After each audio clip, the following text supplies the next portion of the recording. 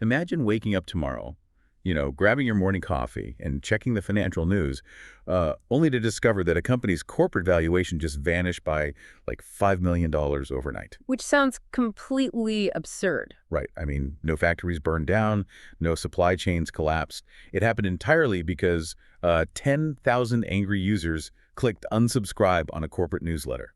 It is literally a CFO's worst nightmare. Exactly. But, well, a draft policy coming out of India is attempting to make that exact scenario a mathematical reality. Yeah, and it is a radical departure from, well, basically everything we know about corporate accounting. Because for decades, the financial world has operated under this really strange It's paradox. the paradox of data, right? Right. I mean, if you ask a CEO, they will swear up and down that their customer data is their absolute most valuable asset. But if you look at their actual statutory balance sheet, that data is entirely invisible. It literally has a stated value of zero, Exactly zero. which is why we are looking at this today. For you listening, our mission in this deep dive is to explore the excerpts from the draft policy for personal data valuation standards in India.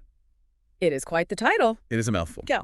But it's a groundbreaking attempt to put an exact, standardized rupee or dollar amount on personal data. And I have to point out, the visual you have going on your backdrop today is absolutely perfect for this. Oh, thanks. It looks like this massive, glowing, hyper-modern server farm, but like the server racks are somehow bleeding into a traditional leather-bound financial ledger. Yeah, I thought it captured the collision of the two worlds quite well, honestly, because this document is essentially an instruction manual for merging the realm of data privacy with the cold, hard realm of corporate finance. For years, we have heard data called the new oil, but how do you actually put a dollar amount on a spreadsheet for it? Oh. Okay, let's unpack this, because policies like this don't just fall out of the sky. No, they certainly do not. To understand how they are doing the math, we first have to look at the mechanics of why this is even happening right now.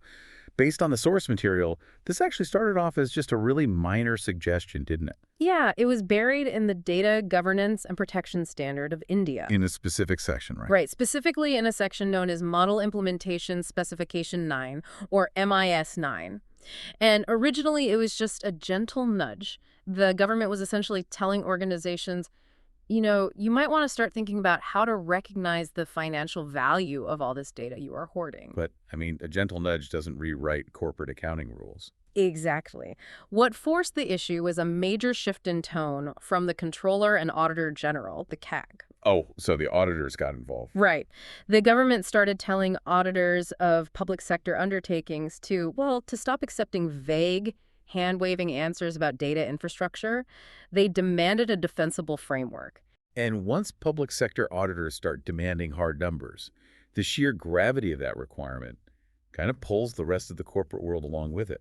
Yeah, it's unavoidable at that point. And the draft policy actually leans heavily on something called Navi's theory of data to establish these new, rigorous standards. The way I am picturing this internally for a company, it feels like a logistics firm that has been running a massive fleet of delivery trucks for 20 years, but somehow they never actually wrote the trucks down as assets on their books. Right, they just thought of the trucks as abstract tools. Exactly. But suddenly an auditor walks in and says, wait, these trucks have immense value.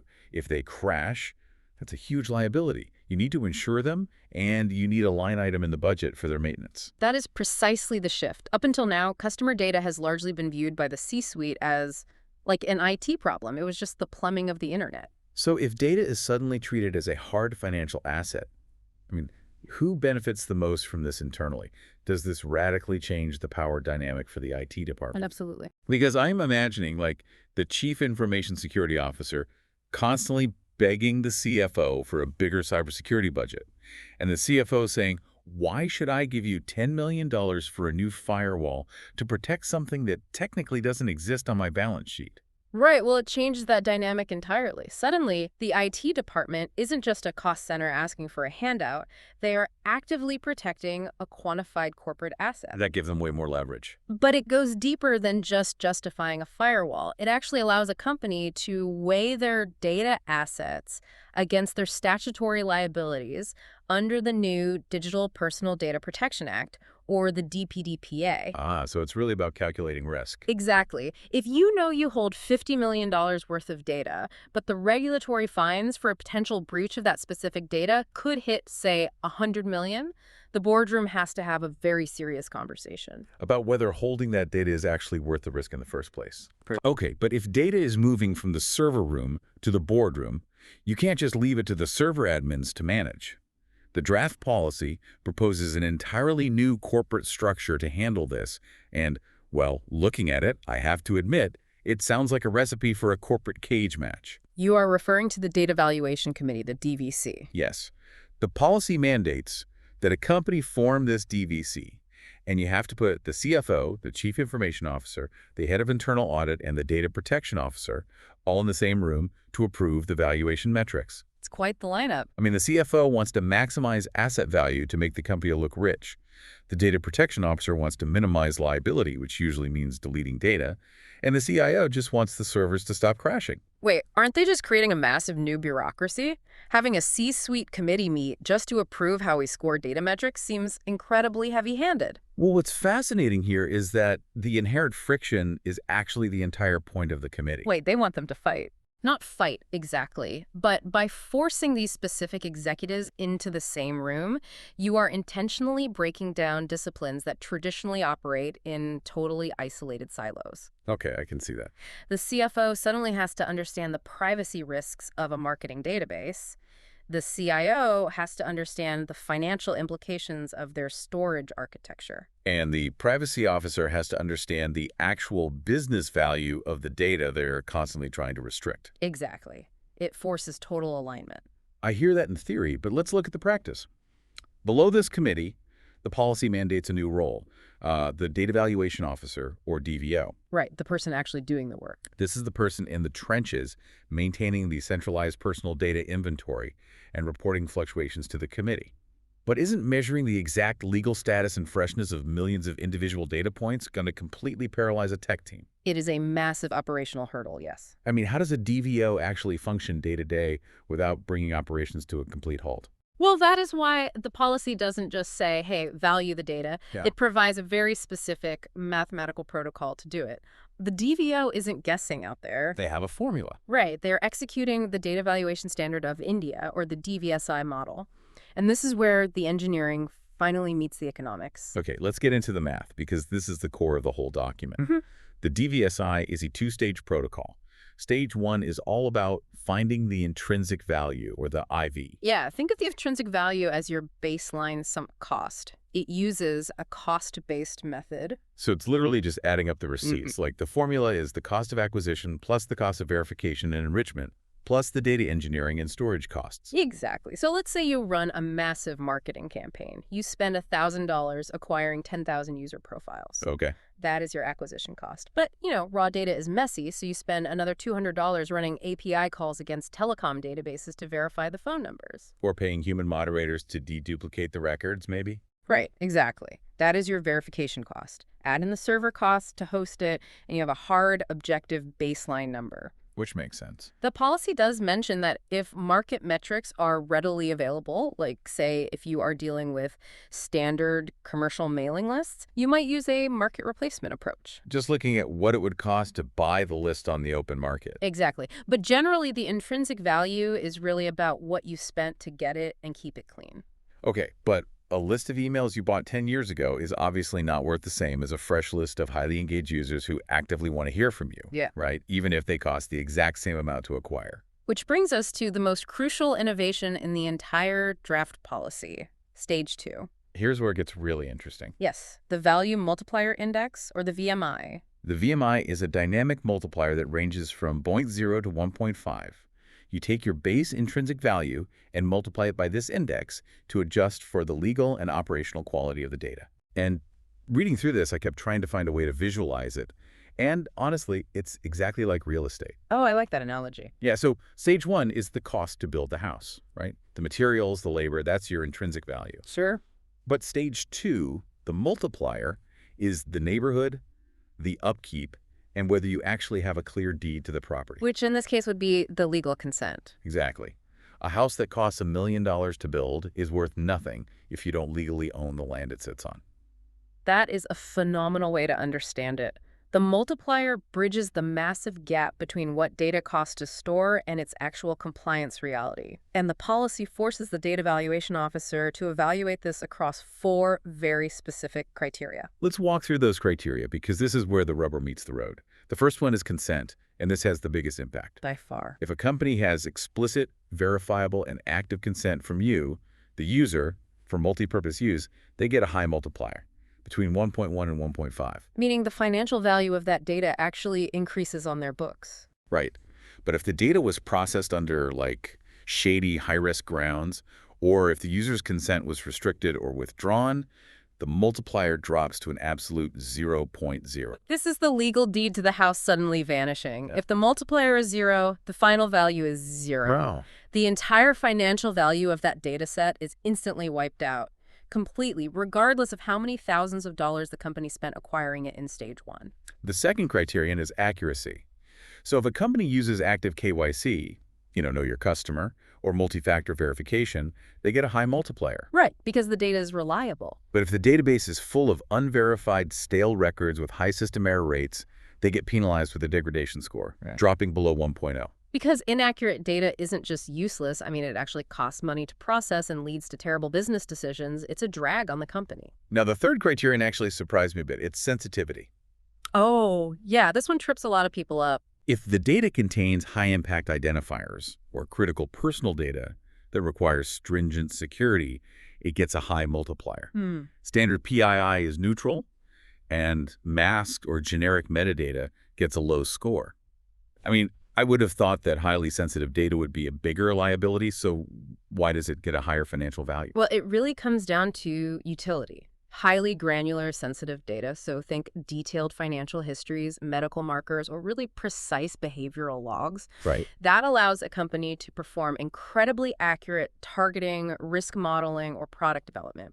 It is far more valuable to the core business operations precisely because it is so detailed. Okay. I say it requires a stronger security infrastructure, but the raw power of that data is undeniably higher than, say, just a generic list of zip codes. That makes total sense. The deeper the insight, the higher the value. Exactly. So the final criterion is age, or temporal relevance. Fresh, real-time behavioral logs get a high multiplier.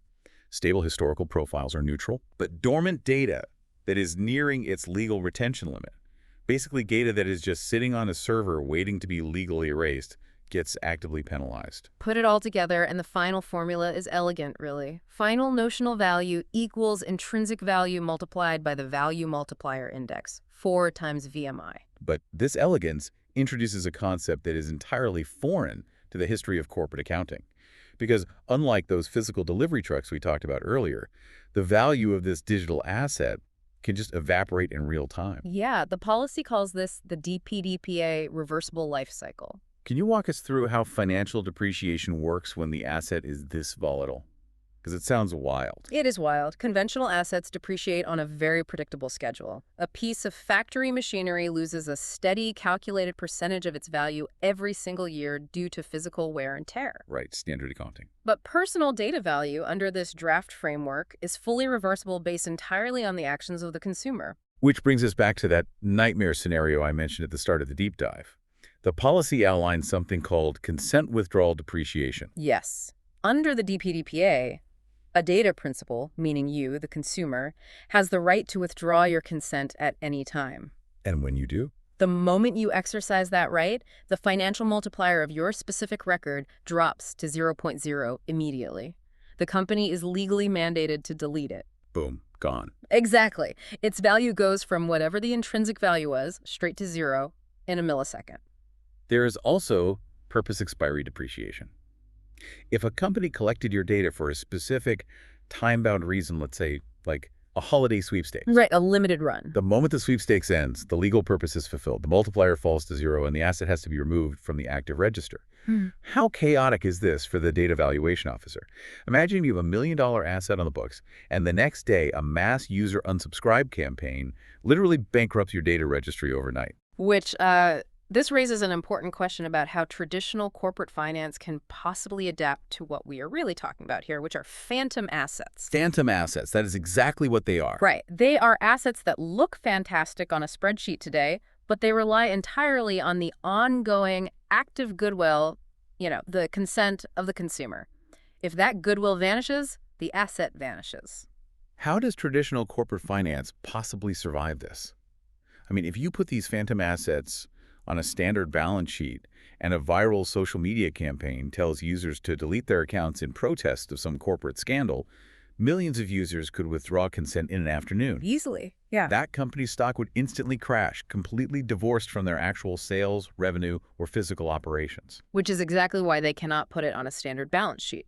The authors of the draft policy deeply understand that this extreme volatility would completely destroy public markets if it were commingled with traditional assets. So what do? They mandate a completely new reporting structure called below-the-line financial visibility. So what does this all mean? It's effectively a shadow balance sheet, right? Precisely. The aggregated notional value of all these personal data assets is kept on an internal management register. It is strictly quarantined. Okay, so it's emphatically not mixed with standard statutory balance sheet items. Right. The only exception the policy notes is during an M&A transaction. If you are buying another company specifically to acquire their user base, then that data value comes above the line. Because you are literally paying for it. Exactly. But otherwise, it stays hidden from public statutory reporting. However, the board of directors still gets to see it. Well, they have to see it, right? Yeah. It's real enough to inform the board, but quarantined so it doesn't artificially inflate the company's public stock value. Right. The DPO and the CFO are actually required to jointly submit a biannual data asset and risk report to the board of directors. Showing the shifting monetary value alongside statutory liability exposures. And to make sure the CIO and CFO aren't just, cooking the books and manually inflating the multipliers to make themselves look good, the entire shadow ledger is subject to independent audits.